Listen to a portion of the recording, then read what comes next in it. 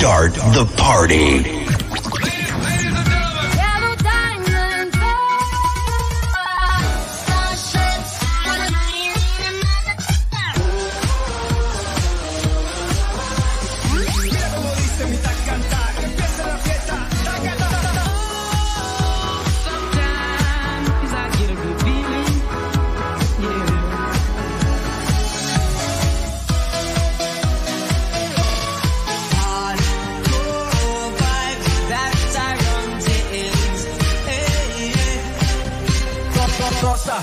Nossa, assim você me mata. Ai, se eu te pego, ai, se eu te pego, ai.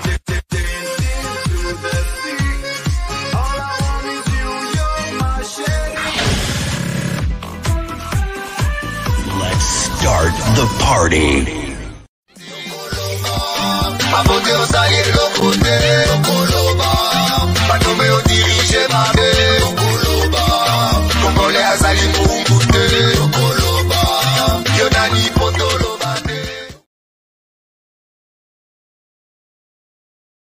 Mesdames et messieurs, bonjour et bonjour à toutes. Bienvenue dans votre podcast du jour, le CFRC Show, l'épisode 8. Merci pour l'accueil que vous avez accordé à l'épisode 7 hier. Ça nous fait vraiment plaisir de savoir que vous êtes toujours là, vous êtes accrochés. Nous allons résumer l'actualité de la semaine, du jour. Parce qu'en fait, je parle comme ça parce que le dimanche, c'est un best-of des meilleures actualités de la semaine. Le dimanche, c'est sur Antenne A ou Canal+ Afrique, chaîne 342. Mais avant tout, on commence avec le Seigneur. Soyez les bienvenus. Voici Oh My God. Oh my God.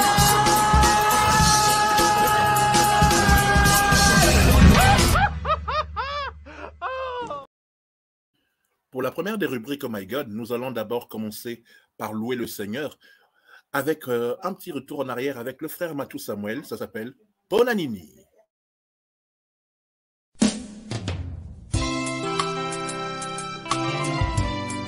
Oh Nzambe, mpona nini boye na bomoi na ngai? Olingo te ngai nini Nzambe na ngai?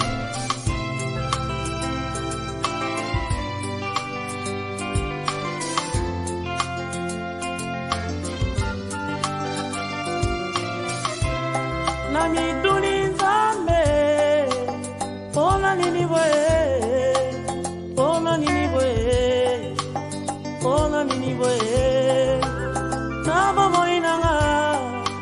Minyoko uti wapi, papa se uti wapi, upe uti wapi, nalibota nanga. Minyoko uti wapi, papa se uti wapi, upe uti wapi. Les malheurs atteignent souvent les justes, mais l'Éternel l'en délivre toujours. Psaume 34, verset 20. Na mituni Nzambe, ona nini boye, ona nini boye, ona nini boye. Na bomoi nanga, minyoko uti wapi, papa se uti wapi, upe uti wapi, na libota nanga, minyoko uti wapi, papa se uti wapi.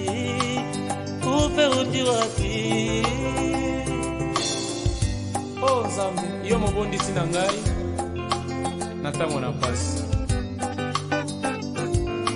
Papa ngai na ye, ngai na belemi, ngai na pusani, solo epai na yo. Papa ngai na ye, papa ngai na belemi, papa ngai na pusani, solo epai na yo.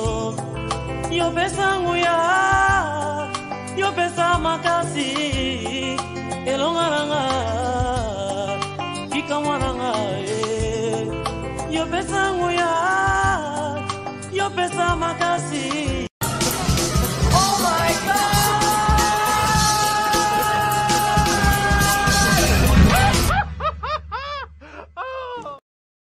Oh My God, cette rubrique dans laquelle nous louons le Seigneur. C'était le frère Matou Samuel et sa très belle chanson, Bonanini. Merci à tous et à toutes d'être là, nombreux à écouter notre podcast. On essaye de faire de mieux en mieux. comme je vous ai demandé il y a quelques jours, Bokabola. Et ça, la biso bien, qui est batebele Bayo Kango, ou bien battre la YouTube, ou bien Bayo Kango, on a différentes applications Oyo, émissions Oyo, et ça, Yarokabola. Que ce soit Ocha, que ce soit Spotify, que ce soit Deezer, que ce soit SoundCloud, sans oublier très bientôt sur Apple Music. Nous sommes là et nous sommes là pour pouvoir discuter avec vous de ce qui s'est passé par rapport à l'actualité. Bientôt, nous serons en direct, nous mettrons notre numéro de téléphone et Boko Zalana Bisso, Bopesa Bisso, Avina Bino sur, comment on appelle ça? Sur Makamoninga les Kakanamboka, Makamunyoso, donc Oyo et Salema. Alors, le sommaire d'aujourd'hui, nous allons revenir sur l'actualité politique. Nous allons revenir sur beaucoup de choses parce que ici, on oublie rien du tout. On n'oublie rien du tout. On parle de ce qui s'est passé, que tout ce que vous voyez sur Internet, Ozo Salabuzz. Mais avant toutes ces choses-là, ça sera dans la partie zapping. Nous allons maintenant rentrer dans la partie nostalgie parce que nous avons une machine à remonter dans le temps. Ça s'appelle Tepazet. Alors, on y va tout de suite avec Tepazet.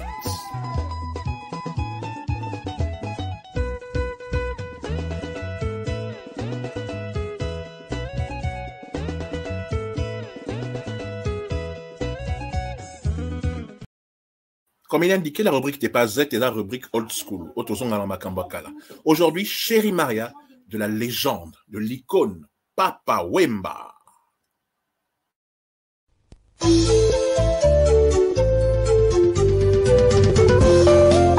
à Bossoi, Dabou Fatou, il est top modèle.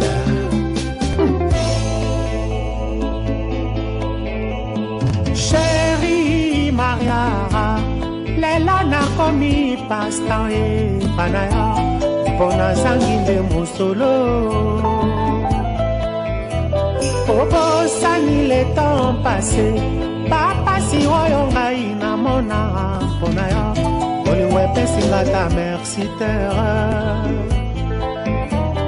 Chérie Maria Lela na komi pasta e panaya oh mama Pona zanginde mosolo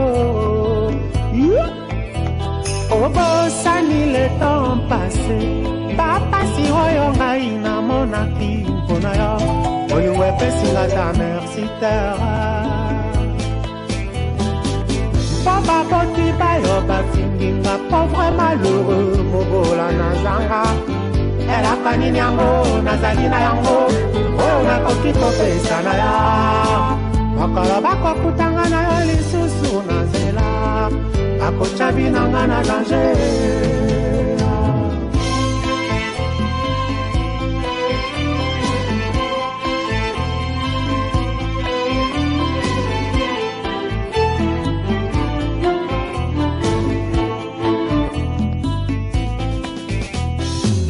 Papa boti bayo bafinginga Pauvre malheureux Mubola nazanga Ela kanini yango, nazali na yango Oh, nakoki kopesa na ya Makala bako kutanga na ya lisusu na zela Bako chabi nanga na danger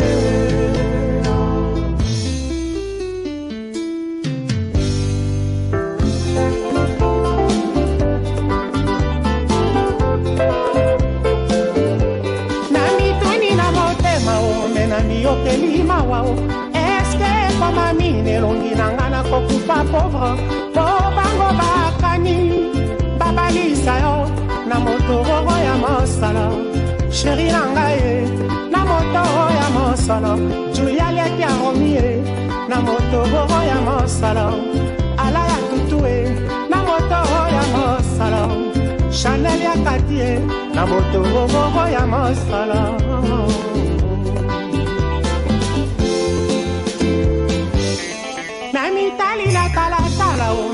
Yokeli mawao Eske koma mine longi nangana kokufa malole Po bango bakani Babalisa yo Na motoro ya mosala Nana otemisie Na motoro ya mosala Lovely a petit Emilie Komanda dudue Motemo na boda Chéri nanga Innocente mboe Moto ya mosala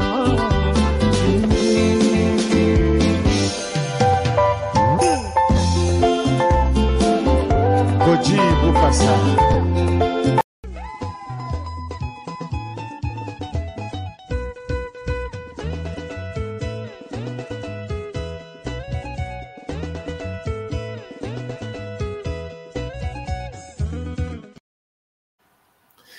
Eh oui, Papa Wemba, Nostalgie, très belle chanson, chérie Maria. Merci à vous tous, auditeurs ou téléspectateurs qui êtes branchés, qui écoutez cette émission, qui regardez cette émission, ça nous fait vraiment plaisir. Bienvenue dans le Chez Francis Show, de CFR6 Show, Chez Francis à midi, comme vous voulez. On est là pour vous. Maintenant, on va passer à votre rubrique préférée, le samedi.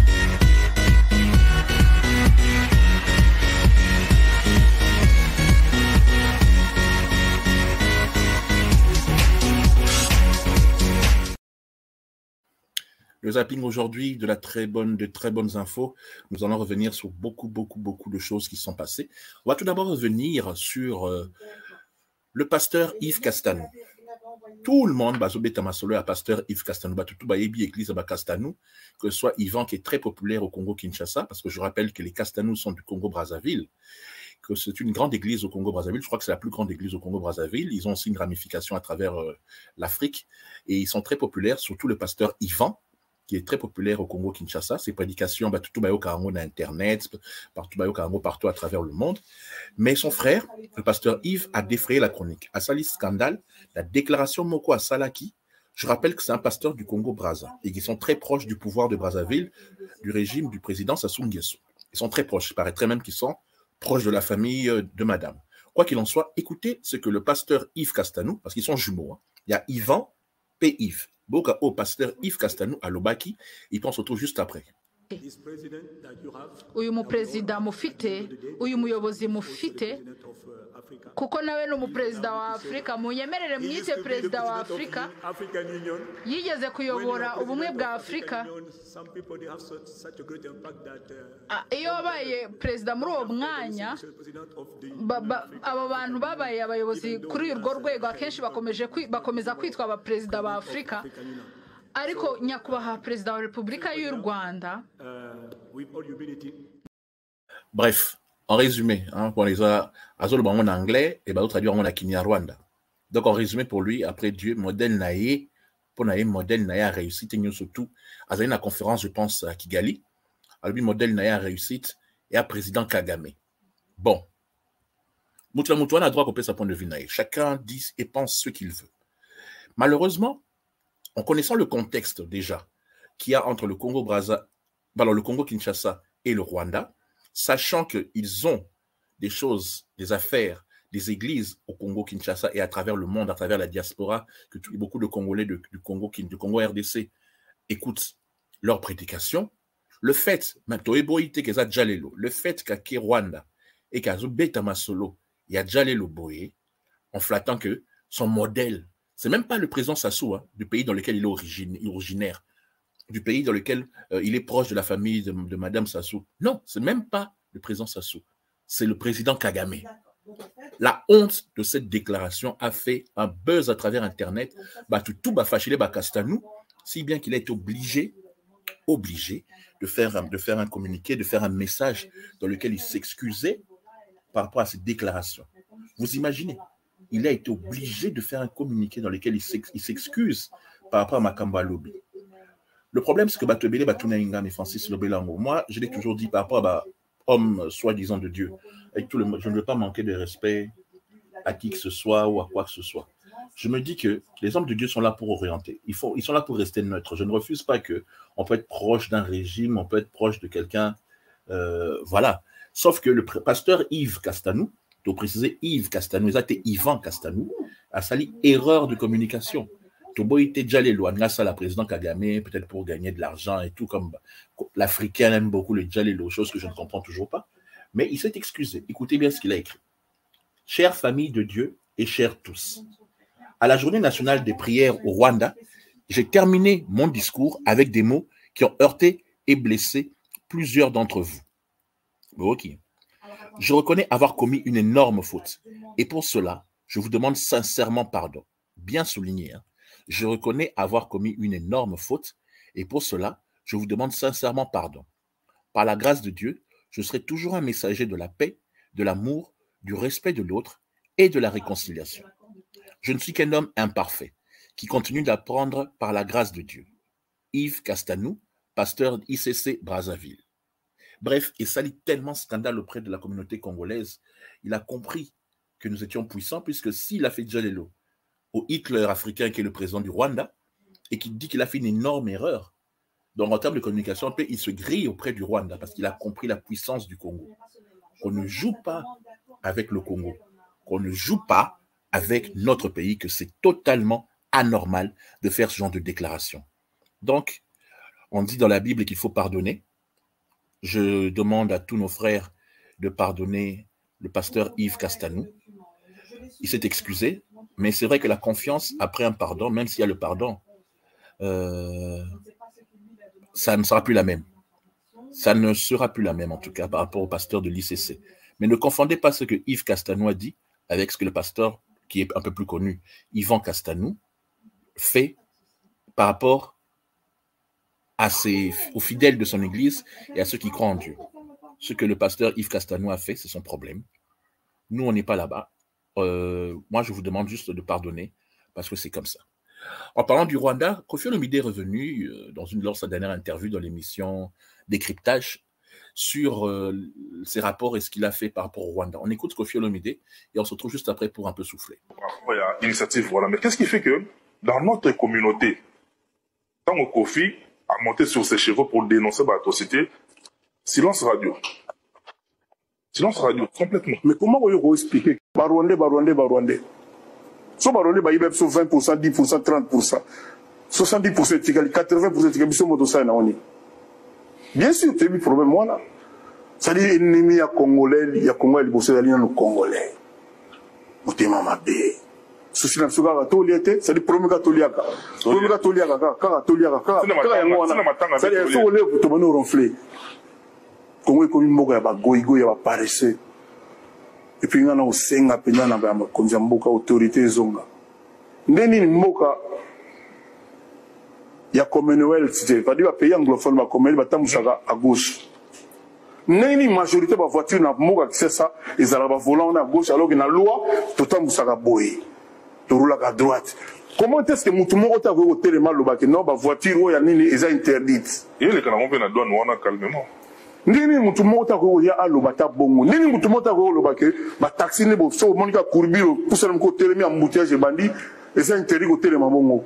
Nini Moutoumou a vu à la tête par le bas. C'est-à-dire, il n'y a rien au Moutako Banga qui n'a pas la beauté pour la beauté. Il n'y a rien. Comment on a les gens comment est-ce que Mboka a des diamants, des bombes, des téléphones, des ordinateurs, des uranium, il y a Congo, il y a Mboka Nanga. Bana bavana na mabele na kati ya classe ba professeur bazo ba salaire moko dérisoire bato ba transmettre à savoir parce que savoir so Mboka ezanga savoir ya Mboka moko perdu. Comment on koufa dans les hôpitaux pour aller sur $50.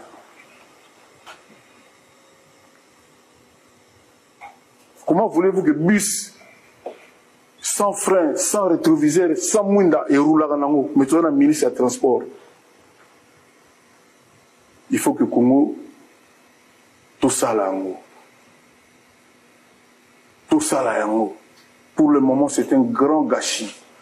Toyokati loka ba vote bandi vote ngangani mutu boy na wena bino boy bandi toyoka yango mais o toyoka ka yango to mona kati. Merci Koffi Olomide. Ya on a ba kino fo mutu na profil ya Nzambe ya ndule ya Congo. Quel profil pour le candidat idéal à la présidence Mboka Abisso? Selon Koffi Olomide. Koffi Olomide. Oui, à défendre le Congo, na Congo. Avec le courage. Au postuler. Au moins, c'est vous postuler. Et lui, le bagage mouton, on a le courage, il y a Koffi. Non, le bien, c'est ça que bato mona inga na zoloba, ba image ezali. Ta émission la salle pas sango, ta bana l'une de ces missions les plus regardées dans la salle. Il faut pour on y Congo lelo. Il faut pas éviter non couper ça ba poste na bateau ba voyager dans la classe économique. il faut que la salata 20 ans voyager na business class na première classe. Moutou ala la hôtel 5 étoiles déjà avant comme ministre. Pour ce côté moutou oyo attendre même sur la Mazda, la Toyota, intention de se servir. Et l'eau a bossé aux ala à combler dans le balakinoana. Nous avons la télévision awa. Et puis le problème à Congo est nous allons que quand la place à quand la pire, la pire d'approche. Alors qu'il faut toute compétence les choses pour l'angaï les choses pour l'angaï sont neni pour l'angaï parce que vous avez la ministre les amoussala né vous avez la professeure en mathématiques né vous avez la professeure en français et ça moussala mutazolango salaire et l'ingolo banini autant on a eu kaka oh non pour être il faut kaka congolais non mon bout à monsieur Blumenthal mon condia Banque nationale du Congo pour y les kaki pour l'anga beaucoup de ministre des transports japonais, à salaire, il y a un Angola, un ministre portugais, un brésilien, Ali. Et ça, Moussala. Tu vas réfléchir bien. Et puis, nous avons un banc à Moussala bien.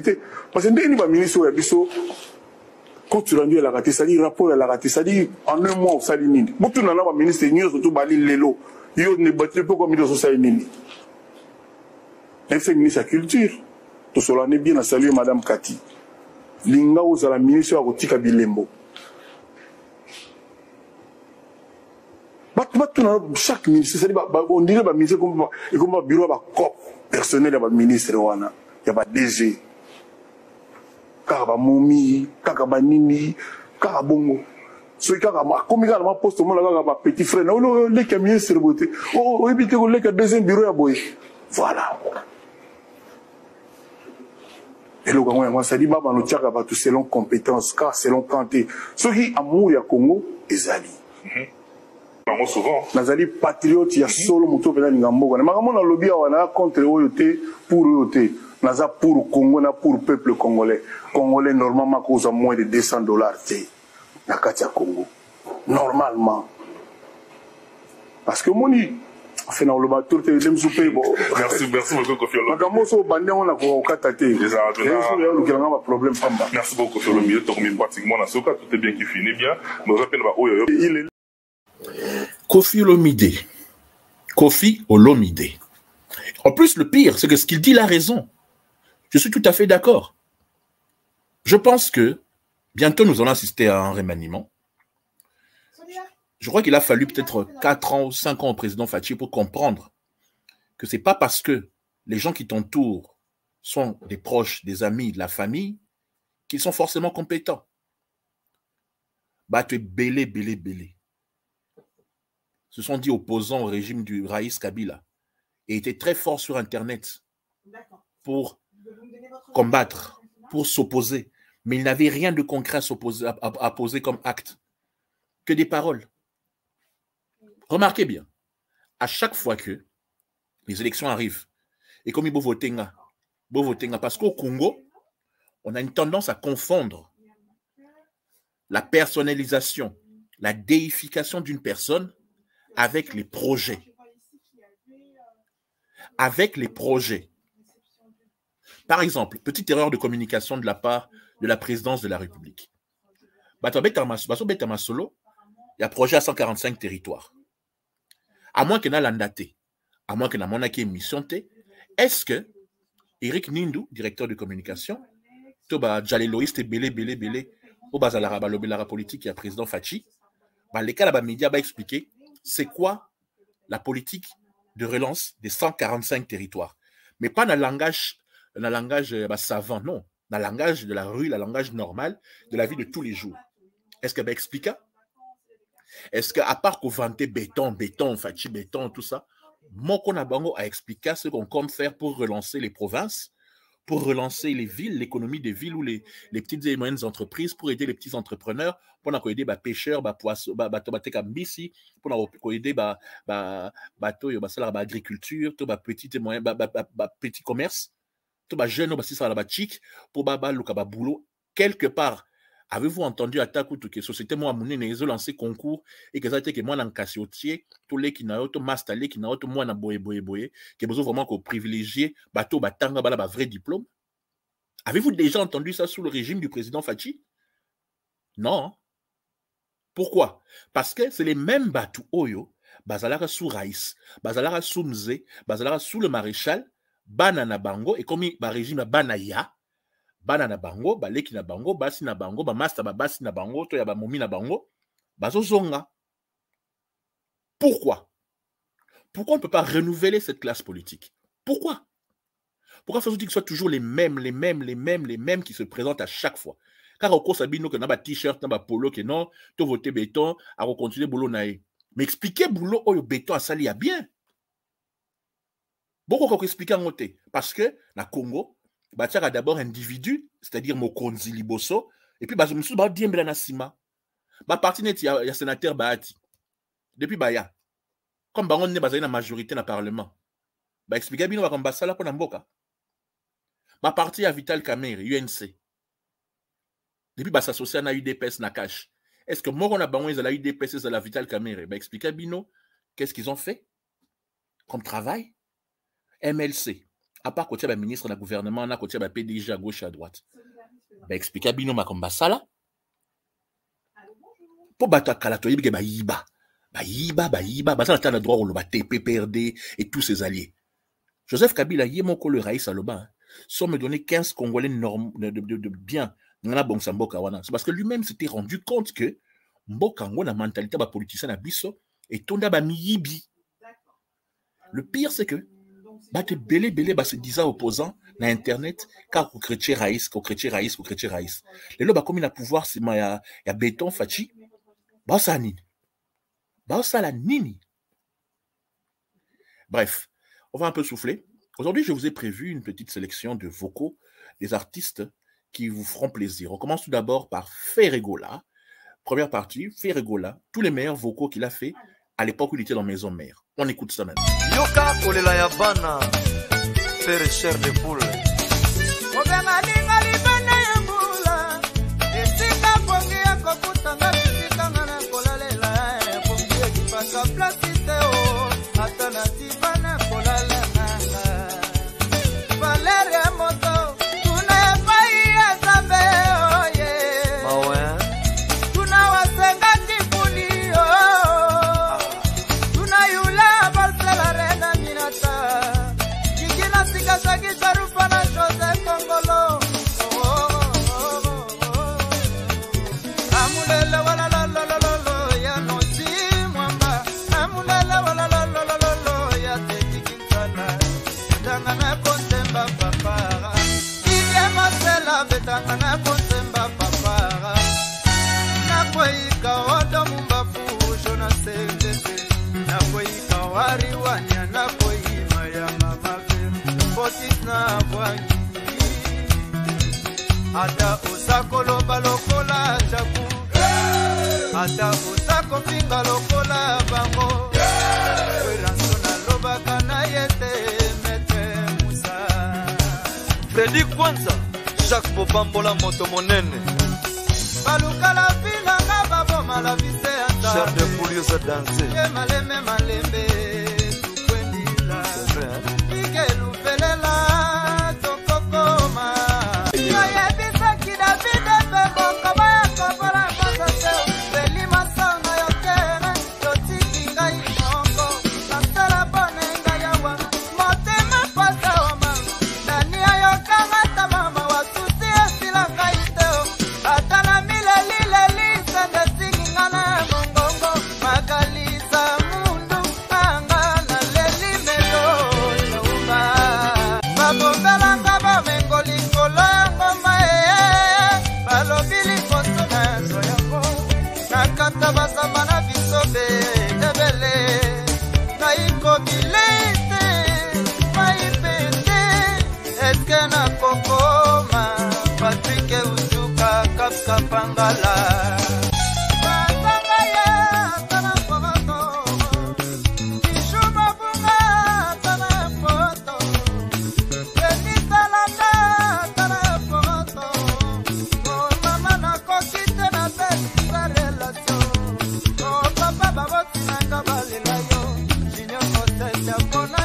Feliz Abuya lela yo, Roche ya bife alela yo.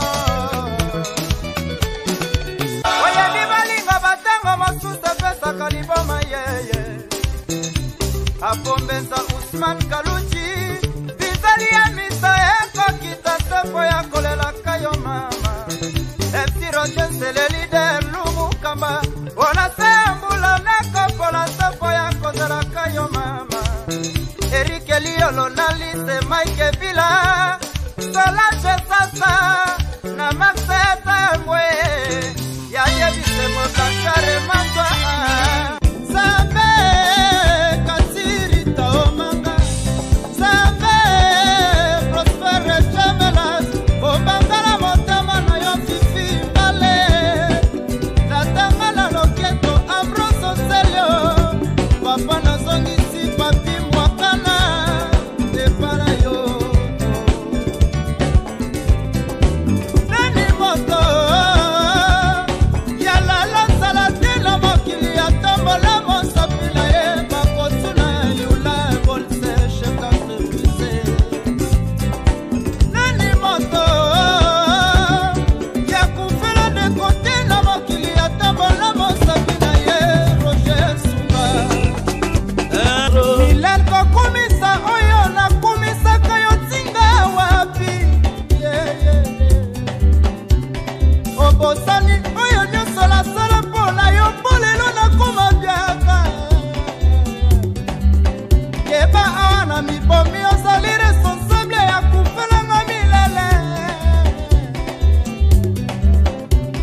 Ebongo lisumu nini ngana sala damu na Fabalia Kabuma Ebesela efe lokolo liboma na mona kapasi ya rabaye Na ya konse banga shene pule balimingate Na sala nini na mokila ya tabe Wilite mela Jose Tumana lelio Dite yo meonga Matiski mami na lelio Champimonga lokomi vipale boye yokomi enzongo boye nasibi batouche potenga nalingaka yo mingi nakomi kobeta baturuka matina quartier na bino bamaster quartier bakomi kotongonga na masolo soki naleki ye balobaka aleki ye Rita Bola mawa aleki ye aleki mawa akekotala champi Nabaye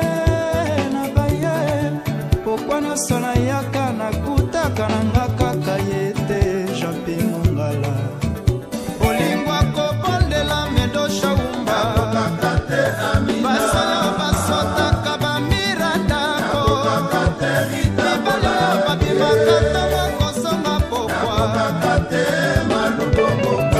Ubie Ange Koi Ubienga Benote Ubie Beti Ubienga Kanklo Sambila Yanini ngai na nyoko na nzoto nanga puya kolinga kitoko na yo Chiba chiba sumawa yeye mawa Flavien Mila mawa balingaka yangana yete o mawa na ngai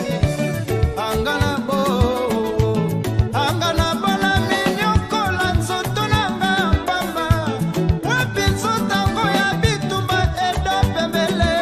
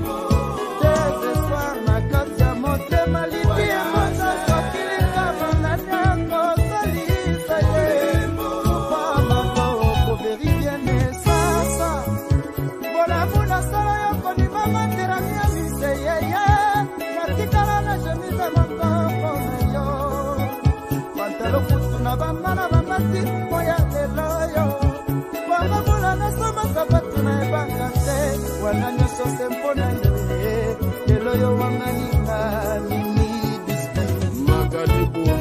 motema nanga nokeli mula mpona badese un chef de poule mula makasi motema erata lukasoli sotango ekomi nano kabete sina kokutana mpe na biso mandala Christiana Poissa mimi disio evamabaya Mimi Chikeva idijalendenge mokile ekomi okende na ti kinwanitala ndenge mokile ekomi obenana aleba bana bakerebe michele babula na sala nini josele masika jakide biolanie meranitima bote batela lokumu na ngai epayo bimanga namonelia un chef de poule boîte digitale Salem service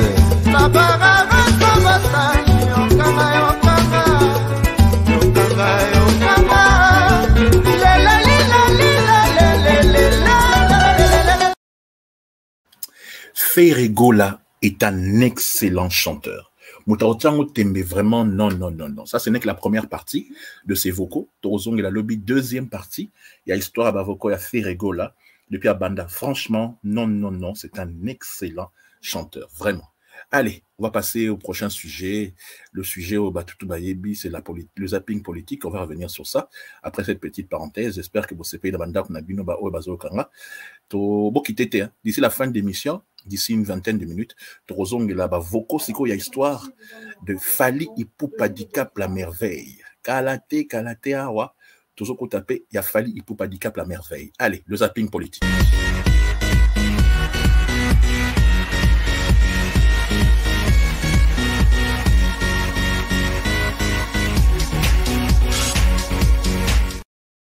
Pendant que les gens pensent aux élections, pendant que les gens sont en train de préparer ce qu'ils vont faire pour les élections, nous avons du côté de Martin Fayoulou, là, ils veulent encore négocier pour pouvoir faire des états généraux de la politique, des états généraux de l'État. On écoute tout de suite ce que disait son représentant, monsieur Lexus, qui parle au nom de Martin Fayoulou. Écoutez. Ce qu'élection est alité, on en tire les conséquences parce que glissement na constitution na biso est alité na kati. Et dans ces cas, biso nyonso tozana besoin d'élection ezala. Biso nyonso. Si ko tozana besoin ya quelle forme d'élection? Kao o ezali déjà préparé à o tozako mona kezali préparé. Kao oyo il faut tout ça là effort. Tozolo bayango, tosi to présentaki bango na ba oya biso ba proposition ba mekozonga en compte bango nyonso bazalaki na goigoy na bango ne ba misana kozala. Mais kao ezali planifié, tozolo ba. Il n'est pas encore trop tard. Il y a moyen tout ça la consensus. Ba ça là que ba partie prenante vanda. Nazomi lo bayango sous contrôle. Totanga qui dernièrement connaît à peu près à 759 ou 749 ou 59 partis politiques. Ce que Tolobi qui est dans ma parti politique, on a la majeure partie, bangonio so bazali na katia USN, c'est-à-dire Union Sacrée, bazali na katia FCC, bazali na katia Lamuka. Donc il a et puis tozu quatrième partie prenante Tolobi par exemple. Tozu quatrième partie Tolobi société civile. To vandi. Oso comprendre. Pour Toloba mamouya cour constitutionnel. Modèle les allées liwana. C'est quoi ce que ça limite maman, Toloba makambia loi électorale. Na makambia bureau à Seni. Toloba makamba récomposition bureau à Seni. Tozali koloba omoni tout nobi c'est quoi ce que ça limite. Omoni 5 ans à vide Toloba. Toloba qui ont depuis le début qui aurait pas 5 ans à vide. Qu'est-ce qui s'est passé dans la vie des Congolais? Vide alors que le gouvernement est le président de la République azali. Mais très bien, qu'est-ce qui se passe? La seule chose qui se passe très bien dans ces pays, ce que Toloba qui a très bien, ils ont détournement d'impunité. Maintenant, où est-ce que le Congolais se retrouve dans tout ça? Dans 5 ans. Mati, d'ici, ça pense bien. Kasi yo, lobby prévision à Bidjan et Mati, totalement na sani, et saline. Et échanger le koni. Et Tongi Zelani, Banda, yo, lobby budget Mati. Quelle est la concrétisation normale du budget Mati? Parce qu'il faut y baper le koni, l'axi budget. C'est sa prévision. Nangonga, oh, total, ba budget, ba tchak, ba makelelo, et salma qui a tout exécution, nango, et zali wapi. Nako, et à peu près 70% y a finance publique, n'y a ce qui n'est pas, y a fonctionnement, na rémunération, y a bateau. So, côté n'a d'investissement intérieur, au coût à combien? 2-3%. Seulement. 5 ans, donc, vide, parce que, institution, ils ont en place. On avait promis des millionnaires. Kasi, institution, ils ont la kaka, ba, autres contesté na illégitimité, na mouti. Y'ont créé, nyonso. Nyonso base, na nyonso. Lexus Légal, qui est aujourd'hui porte-parole et chargé de la communication de M. Martin Fayoulou, Boyoki Makambazo Loba. Pas de commentaires. Hein. Ils s'occupent, ils veulent ça. Ils veulent les états généraux. Bon, voilà. Tozo Kabasango ke na ba bureau seni ba désordre eza ebelé.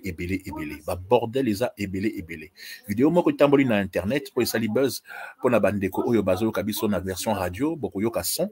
C'est un des représentants du bureau de la CENI à Zolo Belango, na ba niveau ba région pour na bato batala na vidéo botala sikoyo boka makambozo luka nini na ba enrôlement na bordel ozo pesa. Problème la biso ezabo. Biso tolembi. Tout d'abord ngai nazali vice-président de la jeunesse ya territoire ya Befali. Toza wana Baringa na sei ya Ekala. Bota la file d'attente na biso. Polele bato bazali mais matériel eza na moto te. Seni nyonso en cascade. Makambo nyonso ya seni en cascade. Ba appareil ezokanga photo bien te. Bato bazoya, ba photo ezobima moindo, bato mosusu bazoboya ba photo. Et puis tala likolo kuna eza panneau ya PCI à disposer biloko na yanda ko ba panneau, ba batterie, ba convertisseur asungi seni. Noki échec na centre na biso. Tozosala na amour ya mosala na amour ya mboka.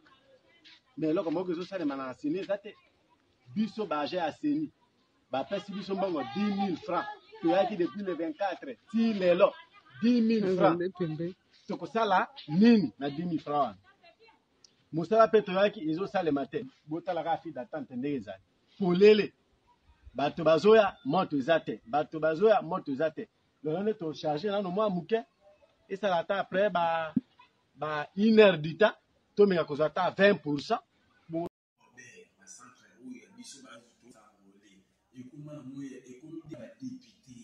Soko yena député na yata boa 40 beaucoup mbala moko en autre bato ba comme liste ya ba 5 heures doula maka 4 heures 6 heures toujours maté tala na lelo na se retrouver na boloko ani makambo ya bato ba ya na ba député ba na ba possibilité biso citoyen simple boloko to na ninga au chef de l'état no dit na ba centre oyo to na ba Saint-Robert na ba kuina mu mafula beta lelo na se retrouver na police Cachot, nous avons le côté comme problème pour nous enrouler dans mon cours, nous voter nan, et le caboy, pour nous voter nan. Mais que nous jouons, on les sous-soutés, nous jouons, on les sous-soutés dans le pays, nous tirons au coup, facas de l'été, nous bossons dans le pays. Pour nous comme le coca, il y a pour tricherie. Tout le monde a la tricherie, nous passons Robert, tout le monde a la tricherie. Nous avons mis comme problème.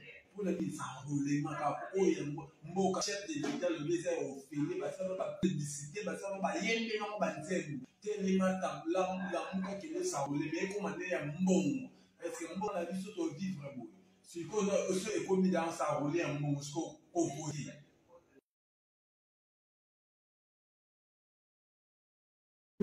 Le pauvre jeune homme Bakangié, Pascal Azalaki na file, et qui a dénoncé le fait que le député Nissoussou bazoko en désordre pour babak ça ba enrôler oh to yebite ba wuti wapi comme a fâché azali na mulongo a fâché les députés ya on a Bakangié le pauvre jeune oya liboso azane volontaire pendant ko zala na lieu oyo faut ba sala enrôlement mais tozo kara sa OK carburant ezati à gauche et à droite tozo kara sa OK oh soki boy oh soki ni sondeni c'est honteux monsieur Kadima c'est honteux.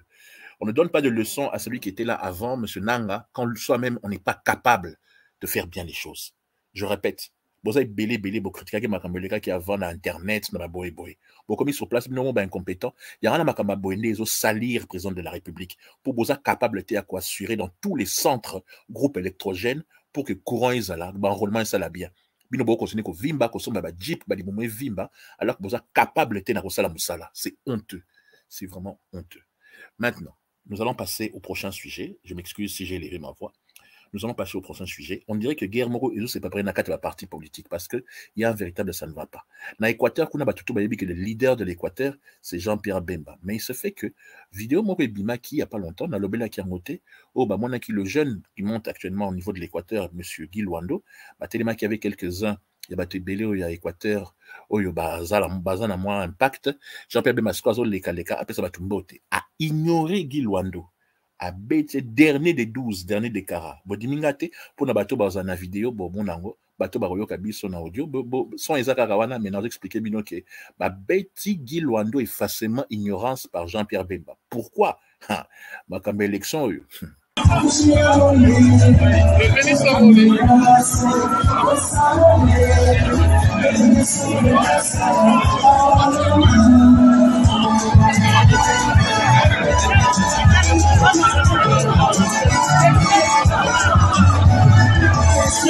Nous sommes toujours en Mbandaka ici.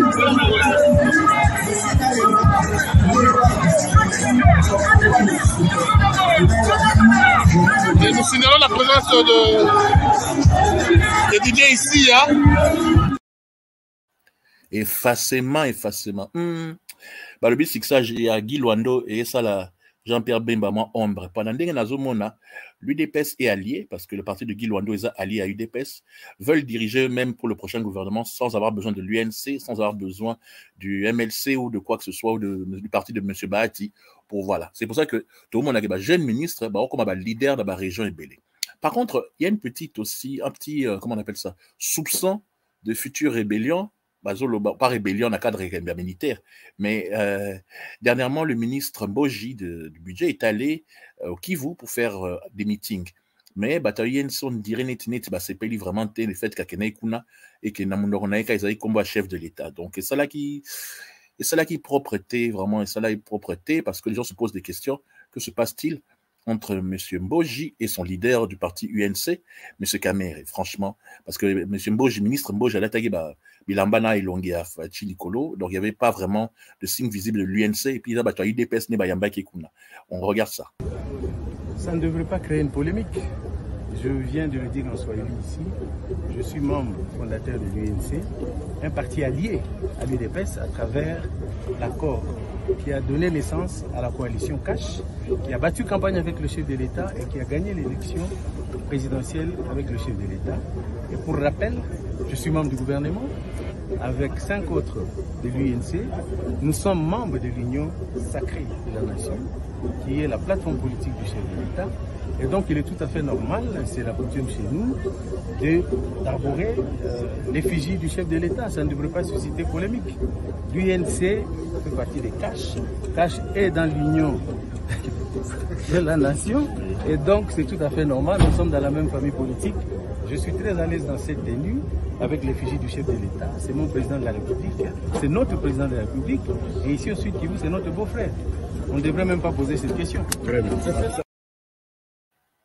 Voilà, le ministre Mboji qui s'explique, lui il est là au nom du chef de l'État et le fait que l'UNC, le parti de M. Kamere, est allié au chef de l'État, pour naïe, on a un problème, tu es lamba chef de l'État et que drapeau à UDPS, drapeau à UNC, Zanzelamoko Bazo, Bayaki Koyambaye pour un meeting, voilà. Donc éviter de faire des embrouillements entre les leaders. Jusqu'à preuve du contraire, le parti cher à M. Vital Kamerhe soutient le président de la République pour une réélection. On est sûr et certain que le chef de l'État sera réélu. Le problème c'est quelle sera la majorité au Parlement? Est-ce que l'UDPS et alliés auront assez de force, auront assez d'élus pour pouvoir garder la majorité au Parlement? Ou bien on va encore assister à une future cohabitation? Parce qu'on le veuille ou pas, moi je pense qu'en tant qu'individu, le président Félix Tshisekedi a plus de 70% de chances d'être réélu. Je parle en tant qu'individu président de la République. Le combat se passera donc au Parlement. Et c'est pour ça que j'ai dit que j'aimerais bien qu'il y ait un renouvellement de la classe politique. Pour ceux qui m'ont demandé, je vous ai retrouvé les images de Maman Olive Kabila Lembe. Et elle était sur la tombe pour commémorer la mémoire de la disparition du Raïs. Écoutez le message que Maman Olive a demandé à Amze Raïs, à feu le président Kabila. Et on se retrouve juste après pour la dernière partie de l'émission. Intercède pour nous auprès de Dieu.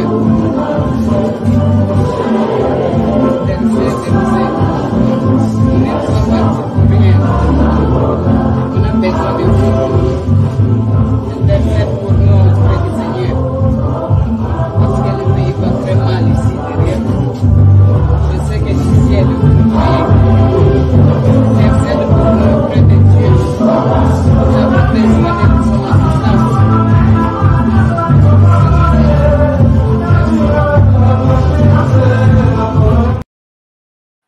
Pour ceux qui n'ont pas entendu clairement le message de maman Olive, elle a dit que Mzé, s'il te plaît, intercède pour nous auprès du Seigneur pour que le Congo aille mieux. Parce que ça ne va pas depuis que tu es parti, ça ne va pas. On a besoin de toi, intercède auprès du Seigneur, Mzé, s'il te plaît, aie pitié de nous, aie pitié du Congo. Voilà, c'est le message que maman Olive a demandé en tenant le cercueil de Mzé Laurent Désiré Kabila. Voilà. Nous avons terminé l'émission d'aujourd'hui. Nous reviendrons demain pour d'autres informations. Je vous remercie en tout cas de l'attention que vous apportez à notre émission. Je rappelle, faites connaître notre émission, téléchargez-la pour ceux qui nous suivent en audio. Nous sommes présents sur Ocha, sur Spotify, sur YouTube, sur Deezer, sur SoundCloud et bientôt sur Apple Music. Merci en tout cas à tous et à toutes. C'était un vrai plaisir d'avoir été avec vous pour cet après-midi. Donc voilà, Master Électronique qui nous suit sur YouTube a commis un bilan ligne. Ah, c'est une très bonne question, mais bon. Nous reviendrons sur ça demain. Nous reviendrons sur ça demain. Merci, Master Électronique. Cette fois-ci, c'est Fally Ipupa Dicap, la merveille. Nous allons quitter l'émission avec lui. Bavoko tout, y a Fally. Première partie à Bavoko tout, y a Fally Ipupa. Et on se retrouve juste après. Merci à tous et à toutes. Ciao, ciao. À demain. Soi-disant Monique Rambonda. Kota stage pa bana lelo bala kisayo. Bana mikeme kosto.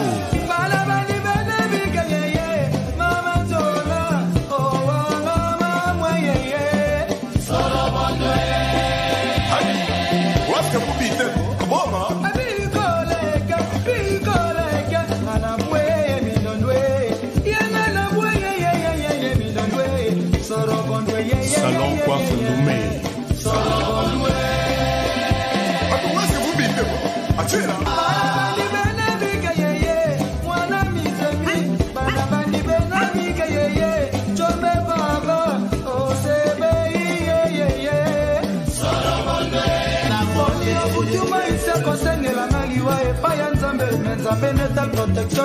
Écho d'effort.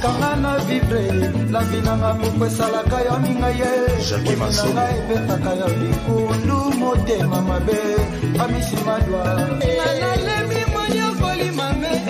Aladi Jambo.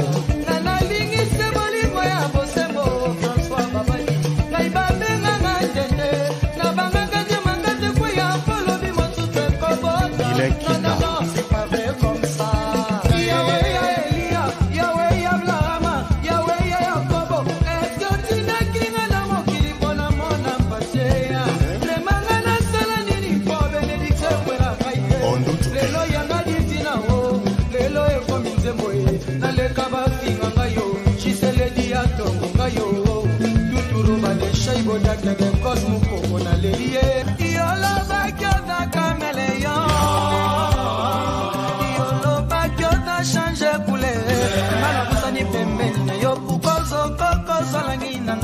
Kita.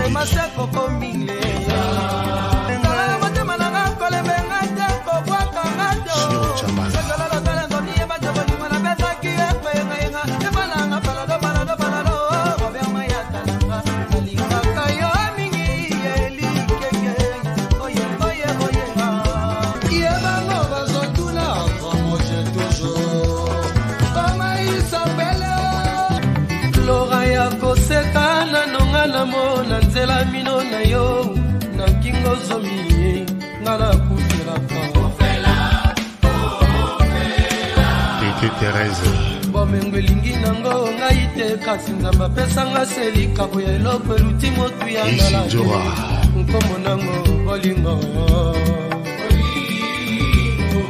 Laura tambolaka lokolo extraterrestre Ekachaka Lorenzo nanga kitoko chéri yeyeye sukalina yeleketo ya mafuta nzoye sokiliwa ya na kosengezo nga mokolo mosusu tozalaka na kata malamoko na mbula santima wane kozala éternellement kolekata feti ya bonane adolo kabale Ilekita kalakala utakala wowo yozalaki nzanga basoso gai masengo me pourkoi lelo komi pese na kati ya rara mona bakomi otala yo lokola télévision bakomi otala yo lokola télévision Willy Carlos Nelka Fally Ipupa ngaye nabengi yo na telefone ye Oyambi, oui, ah, yokatelinga téléphone.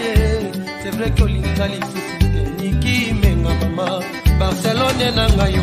Bongolanga, bongolanga, Lusumulanga pona lingyo. Bongolanga, bongolanga, bongolanga, bongolanga, bongolanga, bongolanga, bongolanga, bongolanga, mama rifana lake, bébé kabisa. Nana linga kayo, mama yeye. Nalinga kayo, Planir kandalo na chape. François Babadi. Ana maitidi na ana kapika. Didier Nyamalembe. Mami lodama.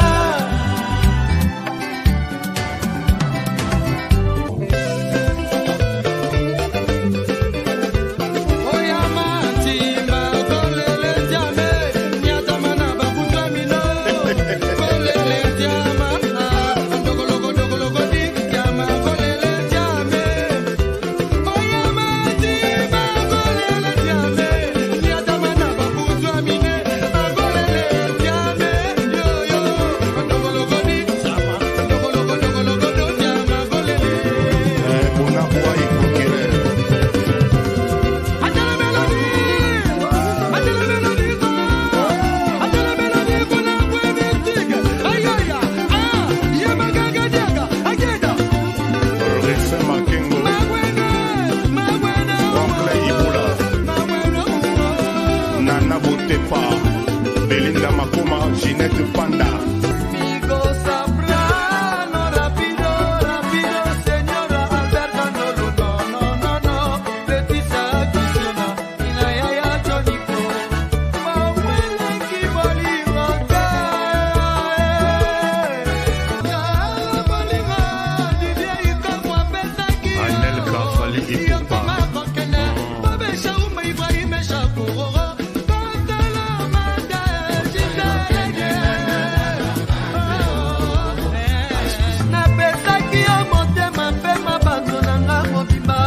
Toyokana kitana yo, bolimo ingelo na kwa mobangele lo yokela yo.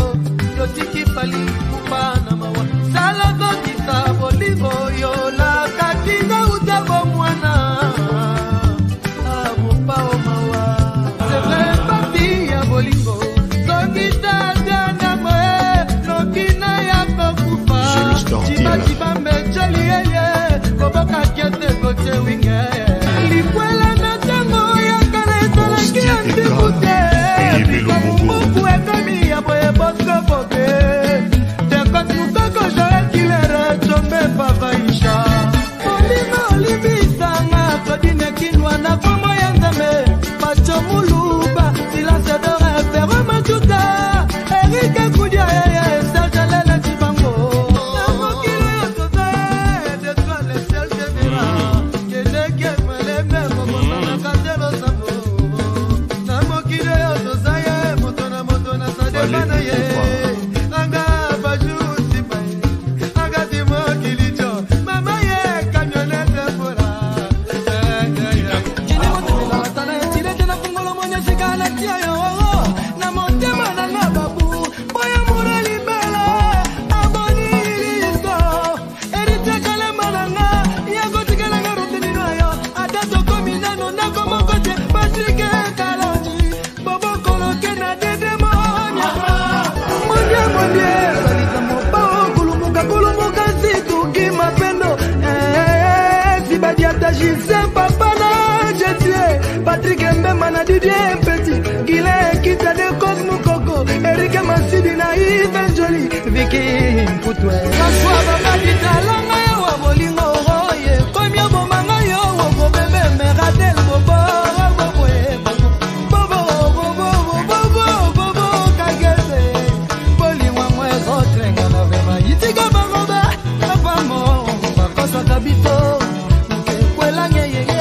Chiba chiba mbeko che winge Patrick Ngubi. Ajoli ele. Yo moto na betela katolo nga Ivane Kabamba. Nalobaka na suki chiseko lingana ngana Claude Ngoma. Lelo bafinga bacholonga naloba nini ye. Ibrahim Chapo papa mon fidèle.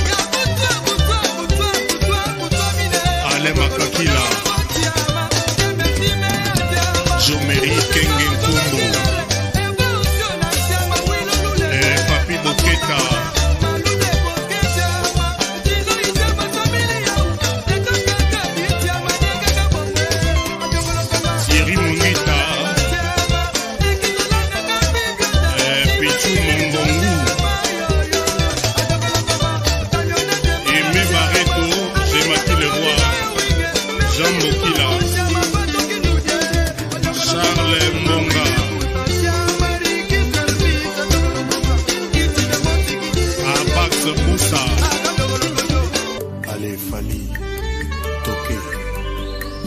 Yamonene kwelinga lelo, yamonene kwelinga lelo, oyakafumba lelo ekwelinga, itachaka lelo ali.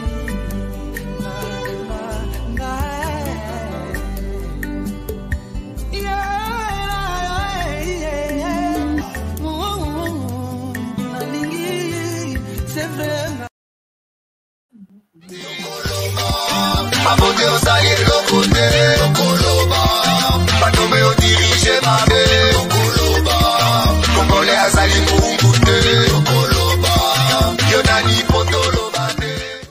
Aujourd'hui je l'utilise pas. Ah.